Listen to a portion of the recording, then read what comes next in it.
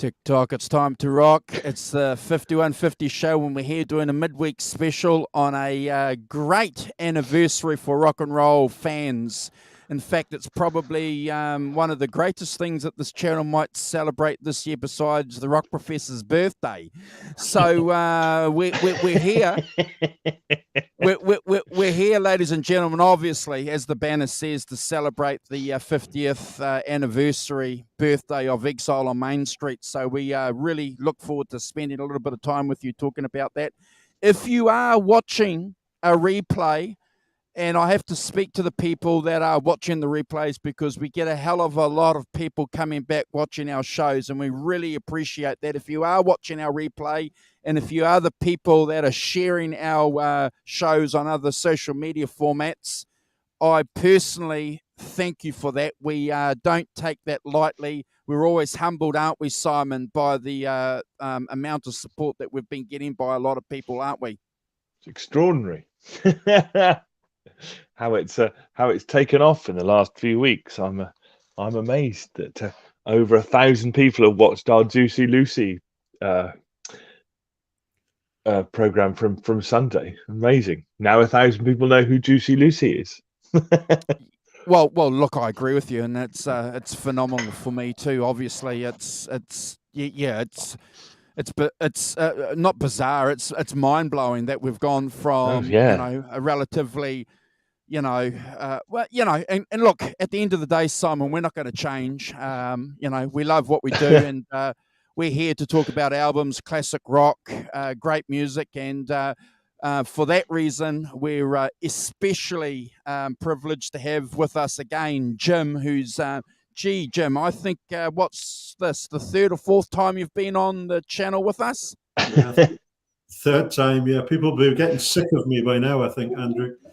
No, they won't. No, they won't, because, look, we appreciate you jumping on, sharing your experiences. And look, it's easy to do. It's easy to make this connection. I can make the connection in 30 seconds, but please tell us. Please tell us what you were doing a couple of days ago.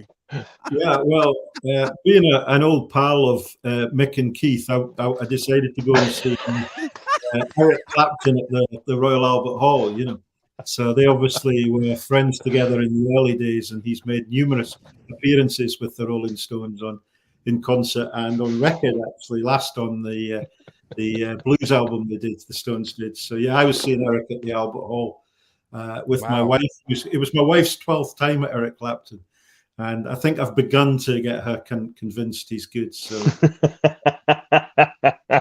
she's been attrition, is it, Jim? For years, But what I can report was he was in fine form, and he's had some kind of health issues and things, and people have talked about his abilities dimming, but he played some pretty amazing guitar throughout the concert. His singing is better than it's been for years. So these septuagenarian and octogenarian rock stars are holding their own against the new young guys, for sure. Clapton did White Room, and Crossroads, and they were pretty powerful. And the audience was on its feet because he played Electric Leela at the end, which he's been avoiding for a few years. It tends to be the acoustic version that he's been playing. But he played both the acoustic and the electric version, and the whole of the Albert Hall was on its feet for that. It was great. So I think I'll leave it at that, because we should be talking about Jim, just before we get, who did he have playing with him? Who's in his band? Doyle Bramall was there, who played guitar, and Nathan East on bass, Paul Carrack on keyboards, who was amazing. Really Chris Stainton, who has been with him for years and years. Yeah, Chris Stainton, absolutely, yeah. Tony Emery on drums, and the backing singers, Char White and Katie Kissoon, I think. And well remembered. Yeah, Andy Fairweather jumped on for a few things. He was the support act, Andy Fairweather Low. So he played some nice guitar in the acoustic set, which was good to see. Yeah. He has Philip longer is term right. place with Clapton There as is the well, full doesn't he? concert on YouTube if you guys want Yeah. to go and check that out. And the guy that recorded Yeah. it's done a pretty good job. So, Yeah. gosh, another reason why, Simon, we love YouTube, because, you know, we can get to see this stuff pretty much immediately, you know, and Without having to 400 quid like I did. yeah.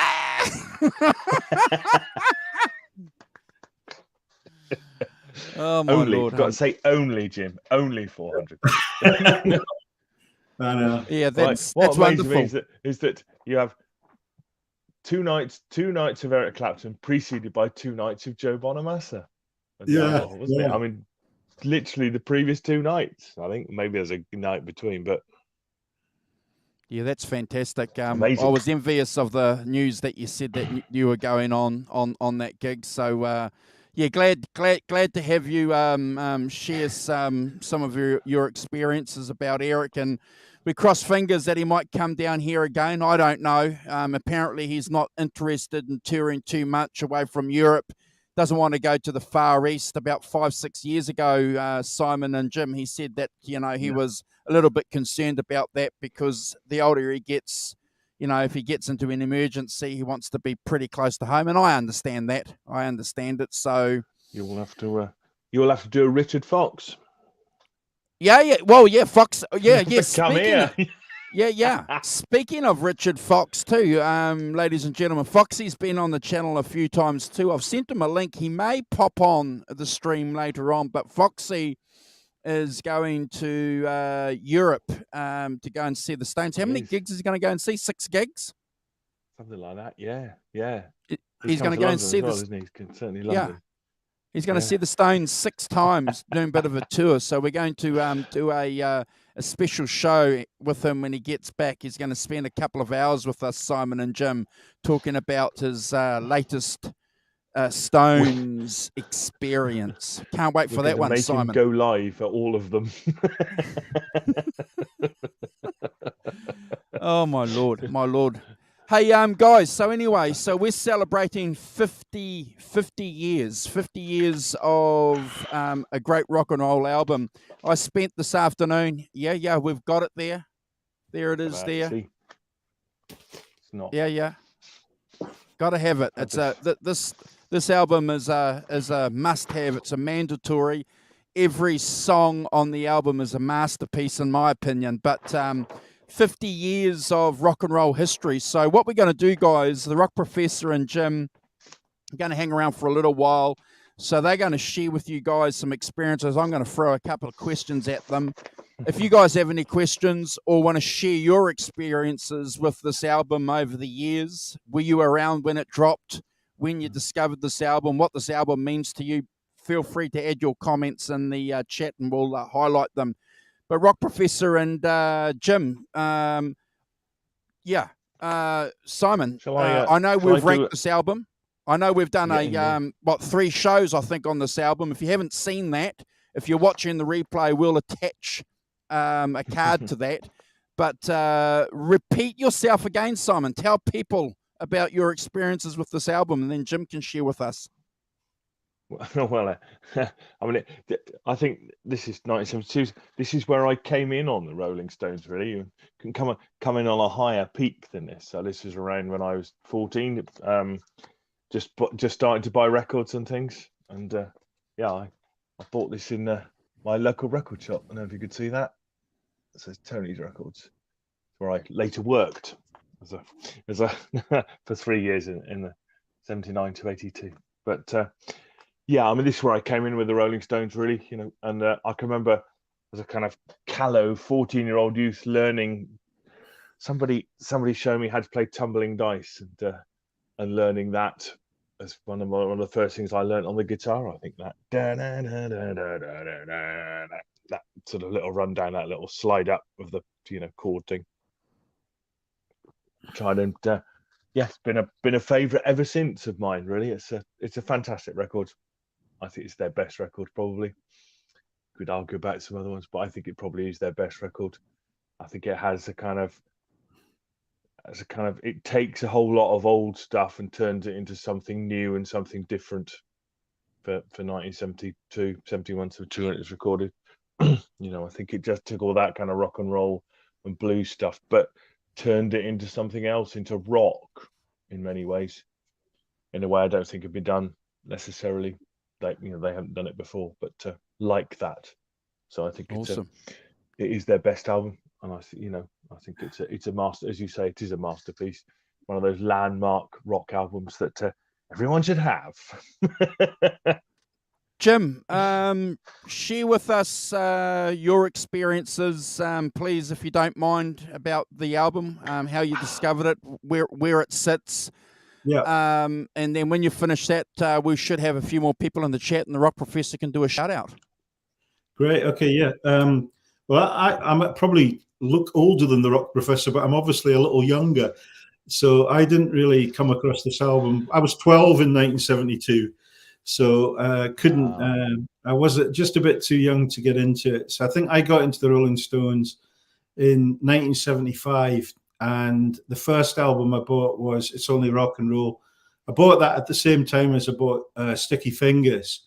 So those were my kind of introduction to the Stones. And then I went and bought the next one was a compilation called "Made in the Shades," which was a little bit redundant because I had a lot of the tracks on Sticky Fingers and It's Only Rock and Roll, but it did introduce me to 3 tracks from Exile on Main Street, which was Tumbling Dice, Happy, and Rip This Joint. So from there on, that was my point where I kind of pursued the Exile on Main Street and got hold of the copy of that. And I'd agree with Simon. It's a great album, and I think.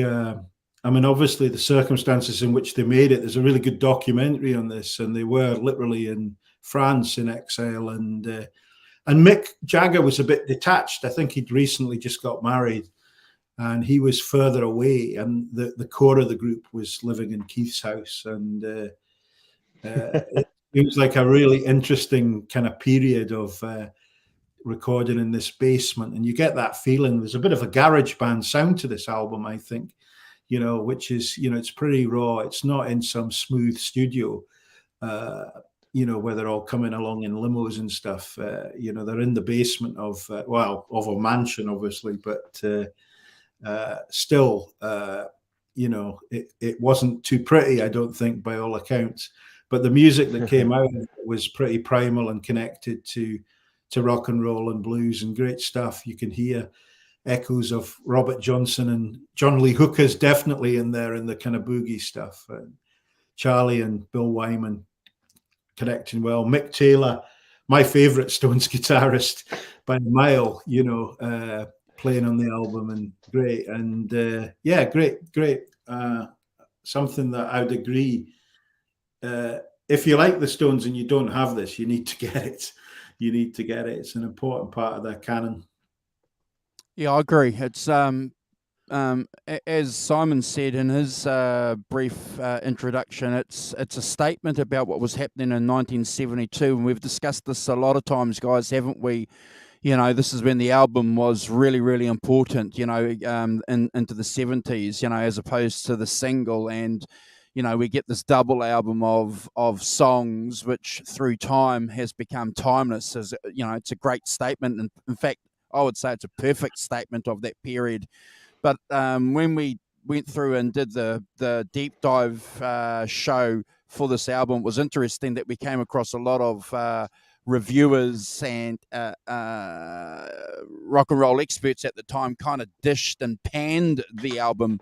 But as usual, the fans took it over and put it in its rightful place. One point I want to make, guys, because I watched that documentary that Jim mentioned. It's called Stones in Exile. It's available on digital download. It's mandatory. Charlie and Mick are discussing primarily their experiences, where they were at the Olympic Studios recording it, at some parts, and and then they've got snippets about Nellcott, and we'll show some photos about that too.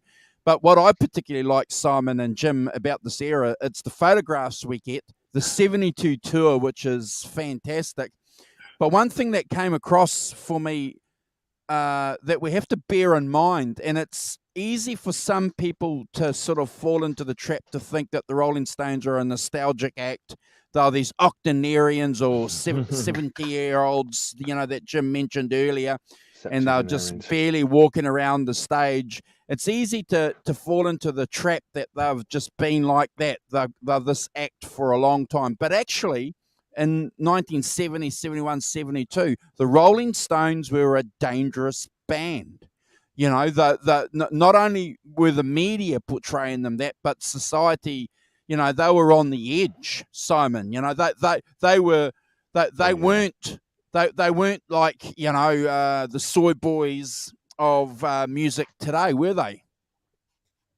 Oh no, absolutely. They absolutely were the enfant terrible of and clearly with the drugs and the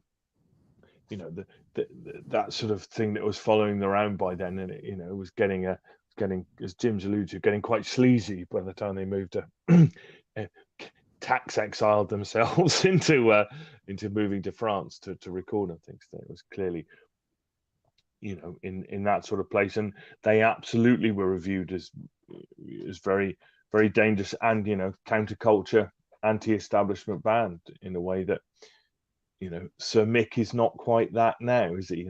With his knighthood and stuff. No, he's not. And if you want to get a full appreciation of what Simon said, go and I'm not going to say the word, but it's COCK Sucker Blues, yes. and there's versions of it available. If you're lucky enough to see the full version, and then put that into context with this album and a couple of other things that have come out over the last couple of years, boy, you get, as the Rock Professor and Jim said, a very different version of the Rolling Stones from Sir Mick Jagger, Sir Michael Jagger. You want to do a shout out, Rock Professor? We've got some cats in here. Yeah, I'll do a shout out to the people in the chat. We've got Hugh Caldwell. Good morning, Hugh. Gret Zeppelin. We've got Arvin, of course. Good morning, Arvin. Hope you're good. We have Philip Byers. We have we've got Kubrick Lover, 1972. Kubrick Lover, how you doing? Hope you're good. Haven't seen you for a while, so it's good to see you. I think those are all the people who've Fruitcake Tony as well. Morning, Fruitcake. How you doing? Awesome. Robert, if you guys Ranford. Yeah. Go on. If you guys want to also, would be very grateful if you guys want to continue sharing our channel. And also, we've got channel memberships set up on the channel. We want to give some giveaways. If you want to become part of our what's the word, Simon? What's the word? Production team. If you want to become part of the production team, if you want to get production team. If you want to get a green name next to you in the chat, and we've got some great little emojis coming along, some of the Rock Professor and some of Brad. You guys are going to be blown away by the quality of the emojis. But if you want to help, that's going to make people want to join or not. Yes. But if you want to join the channel, we'll be grateful if you want to do that and help us, because we're going to have some monthly draws, aren't we, Simon? We are. Yes, that's the plan. Do some monthly draws and maybe do some content just for the channel members as well. We've been discussing that, which will be cool. Awesome. So Simon, you said in your introduction, you said it's the best Rolling Stones album. Is that correct? Did I hear you correctly? I did say that, yes. Cool.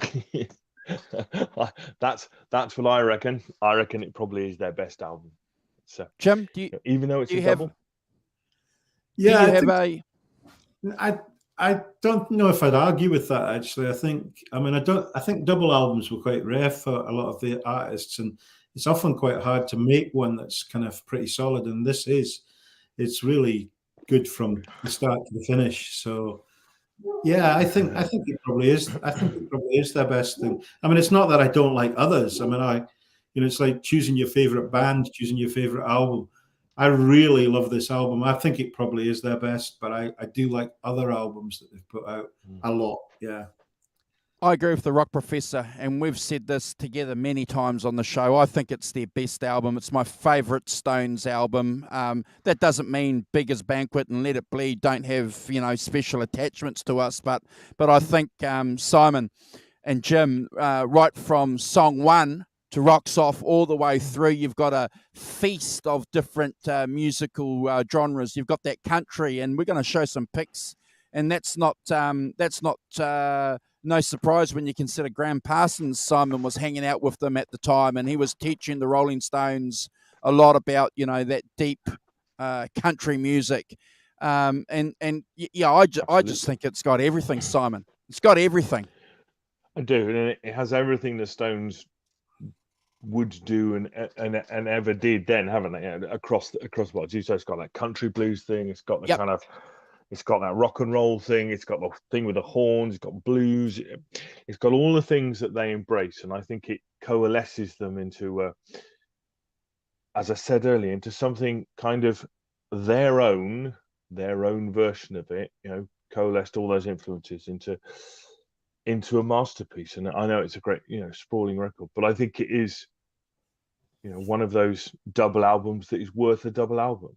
And I think there's quite a lot of double albums where, there's 2.5 sides of really good, and then there's maybe a side and a bit of, things that of interest, but a bit more filler. Yeah, you're right, Kubrick Glover. There is a book, and this is one of the great things that I particularly like about this album, Jim, is that you've got a lot of background information now. Bill Wyman has come out and done a lot of reviews, and in his book, he's spoken in depth about this album, and he's on record for remembering a lot. And even Keith Richards in his biography, Simon, talks about this album. So we're getting a lot of that background information on stuff like this, Jim, that we devour, that we want to know. We want to know, what was Keith doing on Friday at 6:30, Simon? I can tell you that in 1972 on Friday, any Friday, he was asleep.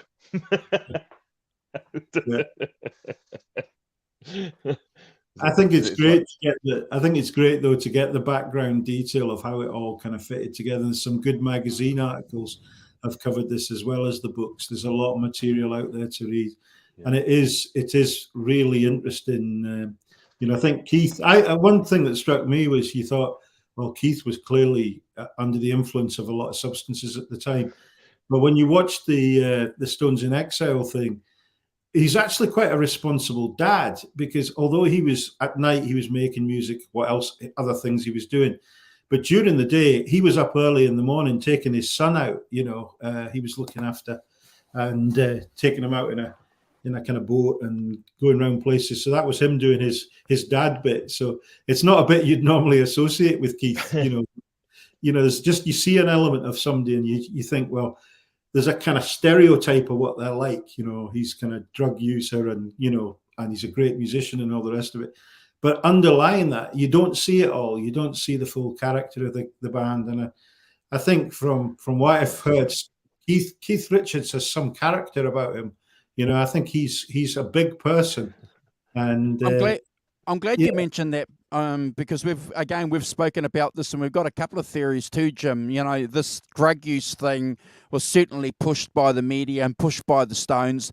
No doubt he was obviously clearly a user. No one's debating that, Simon, but at what level was he, and one of the good things, though, I suppose, that we have to take back from Keith when he talks about it is that the reason why he's alive and managed to function pretty well is the drugs he was given was pharmaceutical grade. So it gave him the ability to at least function a little bit, Simon, to be able to get up in the morning and record. And as Jim said, to take Marlon out on the boat and, to drive around, because if you smashed off your tree, constant. You're not doing that, are you? No. Jim, do you remember that brilliant? In the 70s, there was that fantastic rumor that every year Keith Richards went to Switzerland, had his blood changed. Yeah, changed. Yeah. And he said, I actually went there to eat chocolate. such a shame it's not true, because that's that is a rock and roll legend that should be there.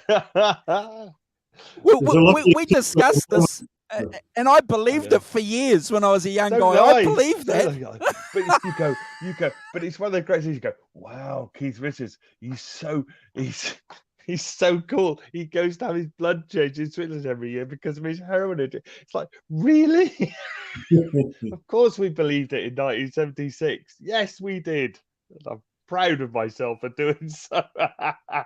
Because on such things, great rock and roll myths are made, and there's nothing better than that for a rock and roll myth, is there? Good morning, Helen Winter. How you doing? G'day, Helen. It's one of the great ones. Yeah, I believed it for a long time, and I suppose talking, segueing into what Simon just said. Obviously the Al Macumbo recording is going to be coming out soon too by the Stones. I think, when was that recorded in '76 or something? We Love You Live, isn't it? It's that had something to do with him with that drug bust in Canada or something like that. So. Well, there's all the stuff in the media about Mick Jagger having an affair with the Prime Minister, President Trudeau's wife. Yeah, Trudeau's wife. It turns out it wasn't. From Ronnie Wood's biography, it was Ronnie Wood that was having the affair with her.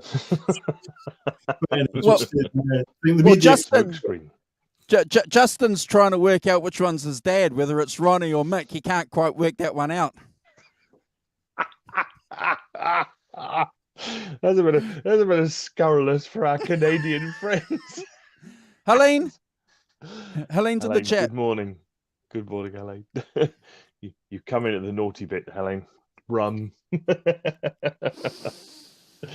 But yes, yes, all of that, and I think that I would say that the other thing to check out from this is the Brussels Affair live concert thing. Correct.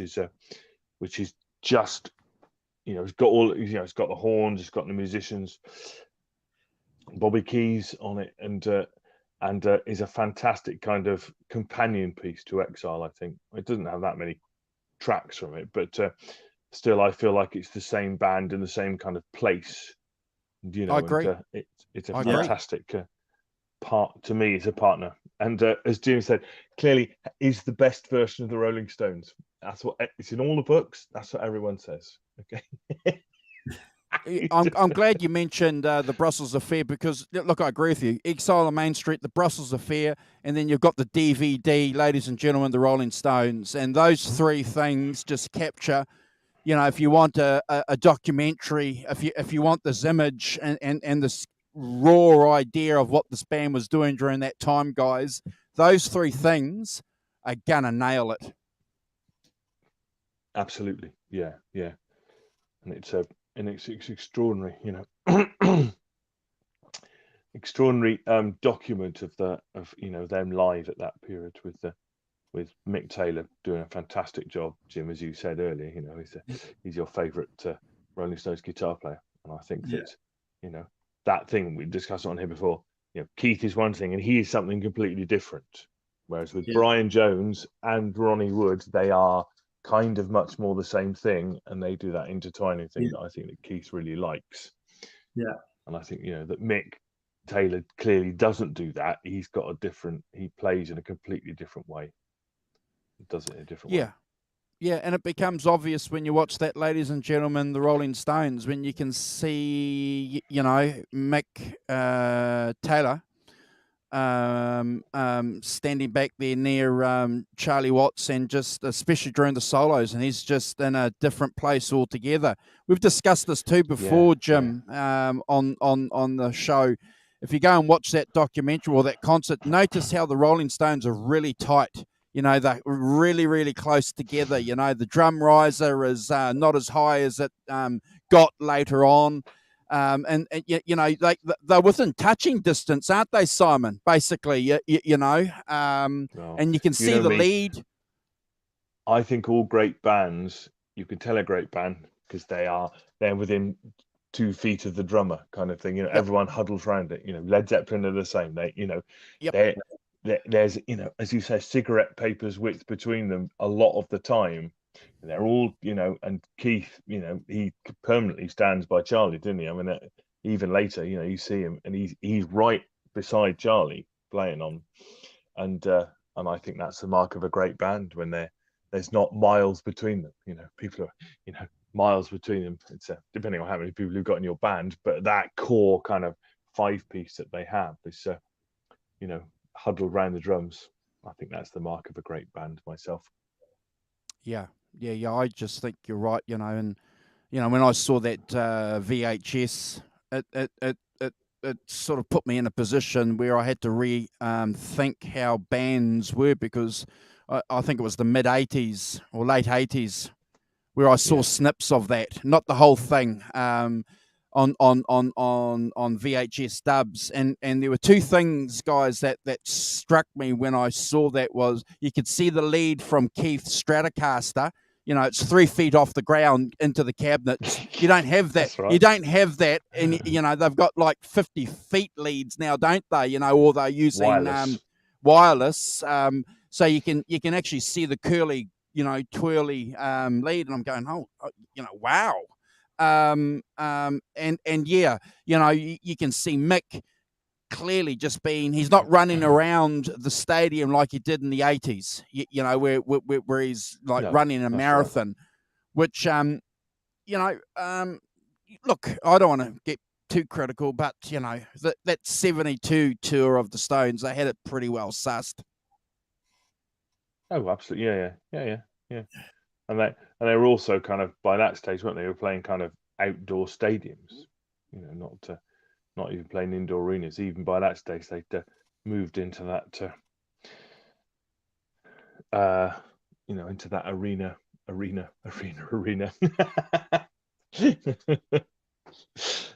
So so check out the Brussels affair if you haven't already, because it's a fantastic companion piece of that band a year later, but still doing that fantastic stuff. And just look at the inside cover with all these fantastic photographs taken by Robert. Can't find his name. Robert Frank. That's right. Yeah. We've had we did a show on, didn't we? We had a guy called Chad Tabunin on who met the guys. So what I'll do is I'll put a card to that show, and he spent an hour or so talking to us some summers about with him, didn't he? He used to go and talk to him about go and see him, which was just amazing. What he used to do, put together the cover. This is a collage cover. So I'll get some pics up, guys, and we can go through them. Give me a second. Have a look. Of the 72 Stones. Where are we? We're going to go here to share the screen. Sharing the screen. Share. Thank you, guys, for all your sharing of our channel with your social media accounts. Really appreciate it. Thank you for all the views that you guys give us. Obviously, some of the time zones make it a little bit easier for other people just to come back in and jump in and watch the shows on replay. Thank you for that. Yeah, it's fantastic. There's a key. What's that? A Gibson Hummingbird or one of those? Yeah, one of those. Gibson. I can't remember what the other one's called. Gibson. Anyway.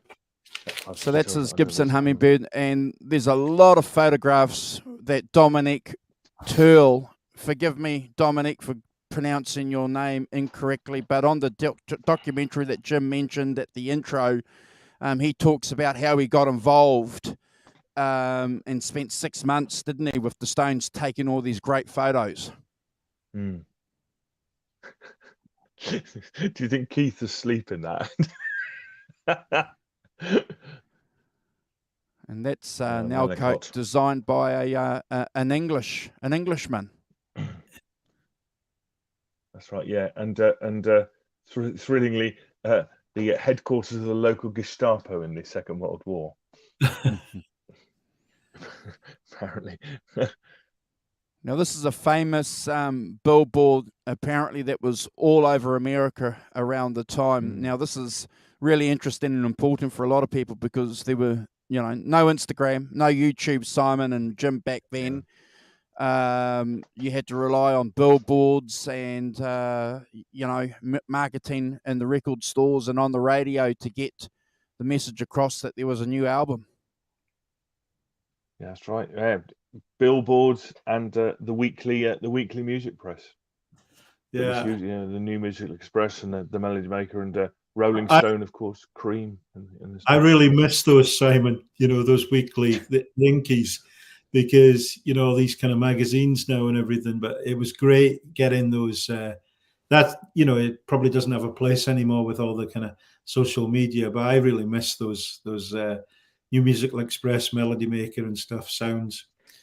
They were extraordinary, weren't they? And the NME particularly. I mean, I think with all those people like Nick Kent and Charles Shaw Murray and Nick Logan, those guys who kind of, I don't know, there was a lot in them, wasn't there? There was a lot of kind of politics. There was a lot of philosophy. There was a lot of talking about writers. I mean, it was, for me, they were a huge window into things that I would spend the rest of my life kind of looking into, really. When they talked about, it didn't really matter, William Blake or Nietzsche or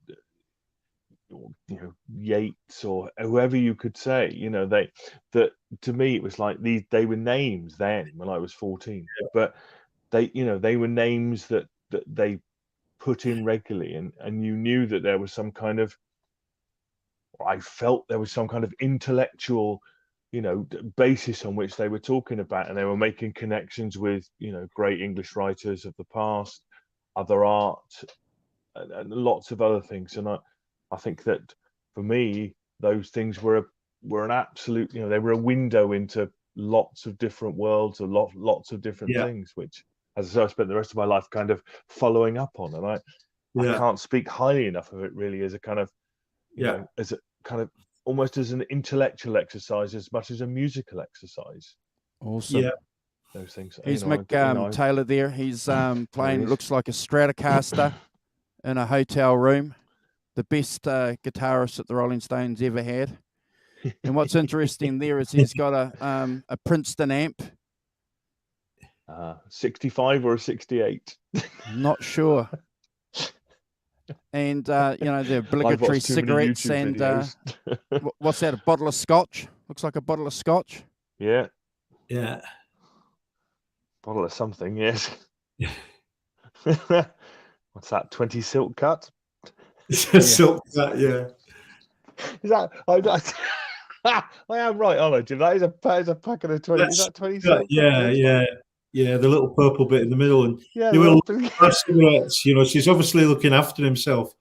The bottle of whiskey half finished, but the silk cut, so he's taking care of himself. Good on him. There's Keith and obviously Anita. And another great photograph that Dominic took. The book that he of his photographs is super, super expensive. They haven't come out with a trade copy yet, and I don't know when they will, but Jeepers, we'd love to get our hands on it, won't we? When it becomes available. Yeah. I'm sure that Mr. Jagger's probably got control over that, wouldn't you say? Yeah, well, if you want a second, an affordable second, this book here that came out by Jim Marshall, not the famous Jim Marshall that we know who made amps, but this book here has got some 72 photographs from the tour, so that's a good indication. Good documentary, Simon, that fits into that whole era that you were talking about with the Brussels Affair and the DVDs. Yeah. Guys, I'm going to have to go, I'm afraid. It's duty calls. Rock Professor, thank you very much for joining us. Good to see you, Jim. We'll see you Sunday with Bekola. Yeah, Bekola. Yeah. Fantastic. Great, and take care, everyone in the chat, and I'll see you on Sunday. Cheers. Right. Thank you, Rock Professor. Bye.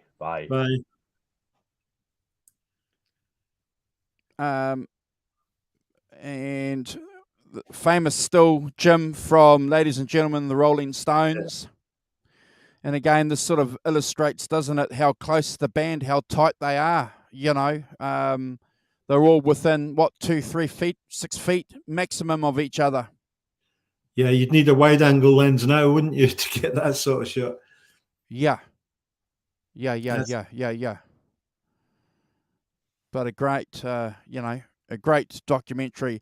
And again, this is the cover. It's just a phenomenal cover. And, Jim's got his copy. I've got my copy. The rock professor's got his copy. It's just not only is the cover really important, I'm going to get Jim to pull out. It's the inside sleeves. The inside sleeves had some great, hold on. I'll just put that. There's the inside sleeve there.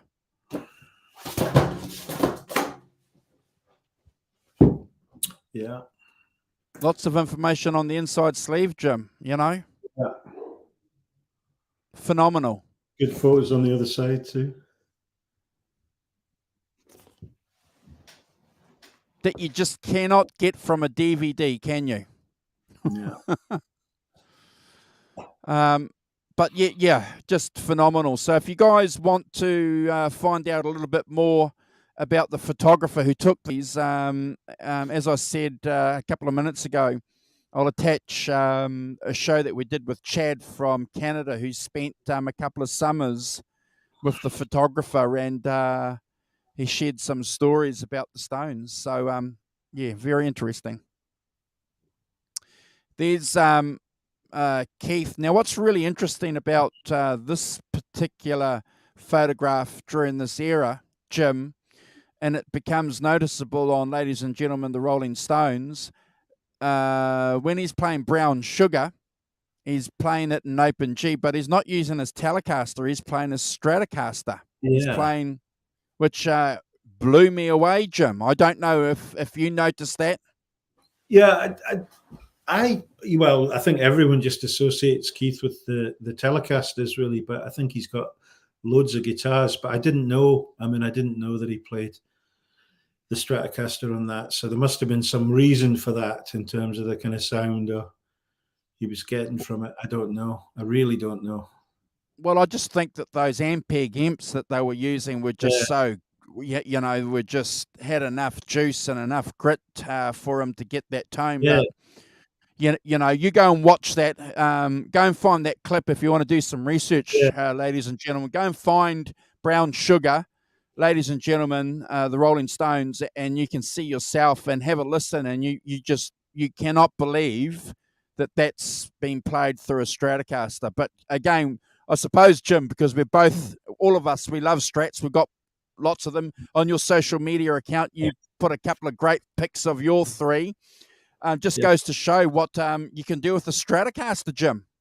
Yeah, very versatile. I think that's what I heard why people use them is you can put whatever, they haven't got a sound that defines you. You can put your sound onto the guitar. So I think that's why people like them. And I think in other ways, they kind of cut through as well. They can cut through the kind of bigger sounds with brass and everything and all those bands and stuff. So, I personally kind of love Stratocasters, but like other guitars too. But yeah, Keith. Yeah, I've seen him. I'm trying to think what he's been playing more lately, but it's mainly Telecasters, I think. But I think I've seen him with something else.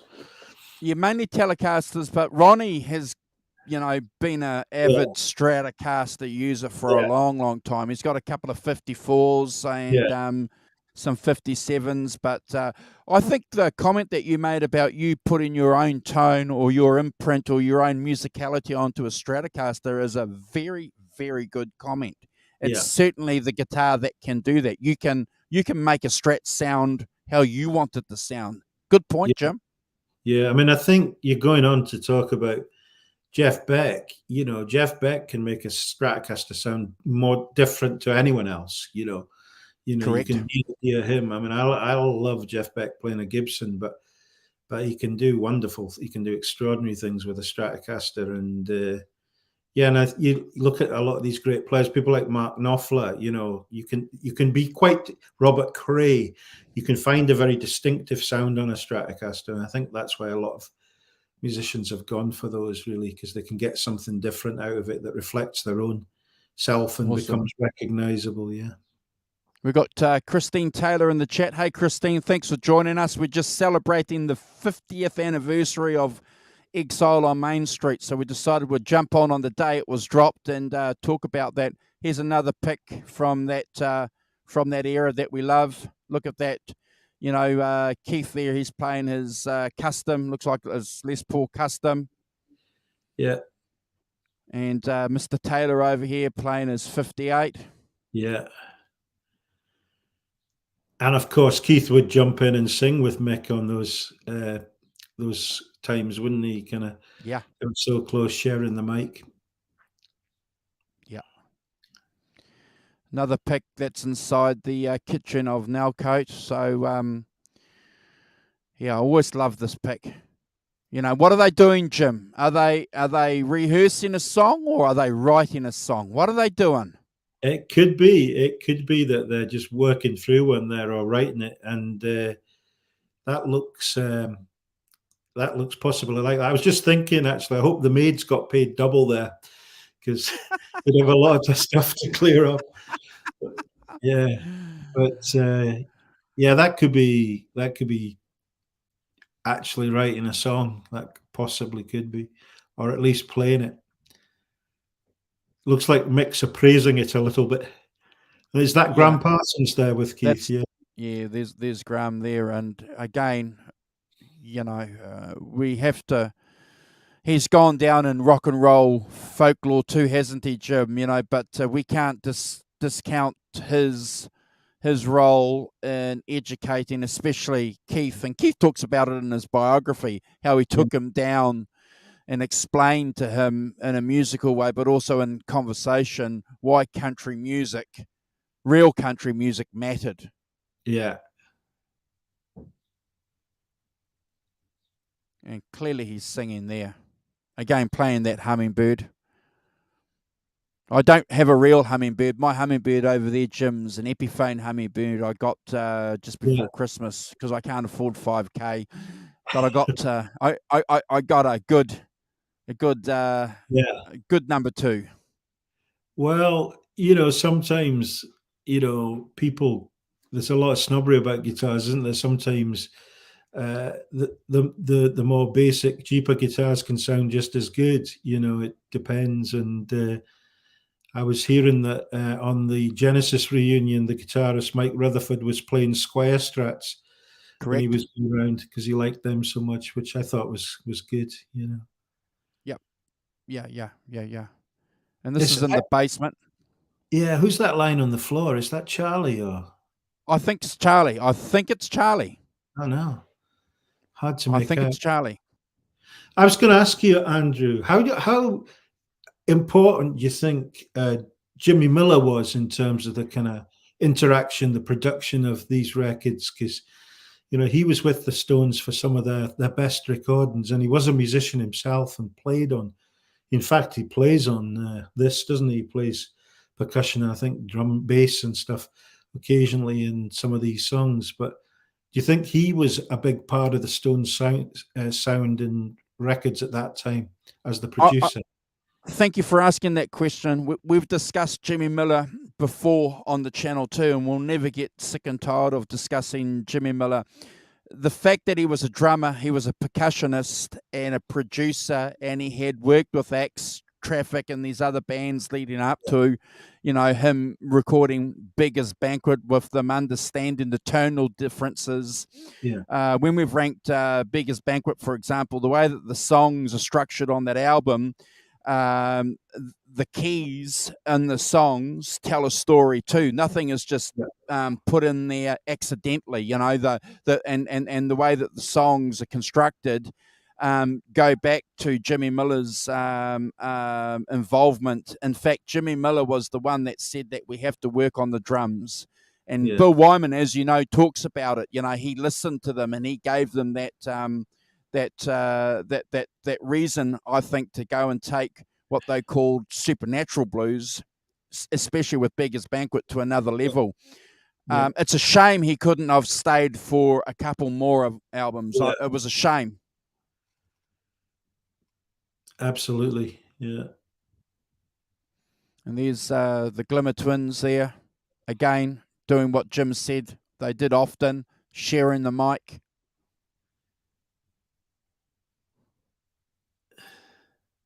Again, the Glimmer Twins. There's the Ampeg there, an Ampeg 12-inch, I understand. Again, wow. And I think, he's the best Stones guitarist ever. He's playing slide. There, I think, yeah. And he used to, what was interesting about him too, and again, I've got the internet to thank for this. So when he played slide, he didn't have like a lot of guitarists. Like when I play slide, I'll have it either tuned in A or D or G.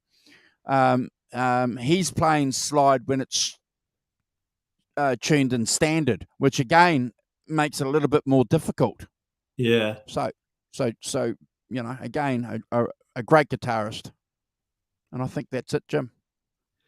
Yeah, that was great. I just that the second last photo you showed there of Keith and Mick, neither of them looked under the influence of anything there. They looked kind of pretty focused and clear. I think you see that in a lot of photos. They couldn't have produced the music that they were producing if they were as out of it as, legend had it at times. I thought, Keith looked pretty fresh and awake there in that photo. I think you're right, and a guy that is very close to the channel, a guy called Carl, who couldn't be with us tonight, who's a Stones nut. In fact, him and I started the channel up together, Jim. Yeah. He's a Rolling Stones nut, and he'll agree with you. He's got this theory that the Stones, because they knew they were running a business, they knew business, and it was a good business to be in, considering where they came from. So, they certainly had fun. Don't don't discount that. But the rock and roll legends, that they were smacked out of their brains every night, a little bit like Jimi Hendrix. People were saying the same thing about Jimi Hendrix. How could he produce all that work in 3.5 years, Jim, if he was out of his tree? Yeah, I mean, I remember seeing something with Brian Jones, and he was sort of saying to Mick Jagger, what can I play? And Mick was sort of saying to them, I don't know, what can you play? And it was because he was kind of out of it, really. And I think he definitely was turning up for sessions, kind of the worse for wear. But I'm not sure the others always were. I think they might have been later on or before, but when they're there, they're in good shape, I think. And ladies and gentlemen, Jim makes a very, very good point. Go and have a look at the Rolling Stones, the Rock and Roll Circus, and you'll have a very good indication of Paul Brian Jones and the state that he's in. That is a very good example of a guitar player, of a musician, certainly suffering the effects of drug use. And you compare that to what the Rolling Stones were. Well, there's no comparison, at all. No. Awesome. Jim, I'm going to say thank you very much. We've been on for an hour. I'm going to, I know you've got some things to do. It's always a pleasure to have Jim on. I know you guys like having Jim on. I've been having some great messages from people. We certainly do look forward to any comments from people that watch the replay. Thank you for joining us, Jim. I'm going to do a quick shout out. I don't do this often because my other co-hosts normally do it. So bear with me, guys. If I get your names mixed up or muddled, beat me up, send me a message and sack me from doing it. Robert Ranford, thank you, brother, for joining us. Helene O'Hara, always a great supporter for the channel. Christine Taylor, nice to see you. Fantastic. Thank you for joining us. Hugh Caldwell, another good friend of the channel. Thank you for your channel subscription. We really appreciate that. I'm going all the way up here. I'm going back. Helene. Arvin Gaunt, our very, very good friend from Canada, again, who's been with us from the beginning. Never forget that. Gretch Zeppelin, a good friend of the channel, a channel member. Thank you. Kubrick Lover, who's been with us too back a few years ago. In fact, we've done a couple of shows with Kubrick Lover. And I think that might be about it, my friend. Simon Williams, Fruitcake Tony in the chat, and Philip Byers. Thank you, Philip, for your channel membership too. I appreciate that, and so do the rest of the co-hosts. Like I said to you guys before, we will have monthly draws. We're not here to grift. We're here to make sure that anything that you guys give to the channel goes back, and we'll have some draws. That's the best way that we can do it. Jim, thank you, brother. I'm going to give you the last word. We look forward to Jim jumping on and spending a bit more time with us in future shows. Jim, thank you for joining us. Yeah, thank you, Andrew. It's been great, and it's been good being here and to talk about a fantastic, iconic album, and loved it, and happy to join in the future at some point, and keep watching the show. I need to become a member because I haven't done that yet, so I need to find out how to do that. So I shall attend to that between now and next time. So look forward to seeing you again. Bye for now. No problem, bro. You just go to the channel page, to the banner there, and it's got that join thing, and you hit that. Yeah. Hey, guys, one other thing before I go. Please go and check out this book here. It's going to be published in October. We've had these guys on the channel. We've had Jeff and Bob on. Fleetwood Mac in Chicago, 1969. They're going to come back on when the book drops and spend some time with us. Jim, you should jump on that show with us when they come back. I'm sure you'd love to hang out with them and talk to them. Please do. So I'll put a link to that book. And if you love the British Electric Blues, Fleetwood Mac and Peter Green in particular, you got to get these books or that book. Yeah. Good stuff. All right. We're out of here. Be safe, everybody. Bye See now. you Sunday.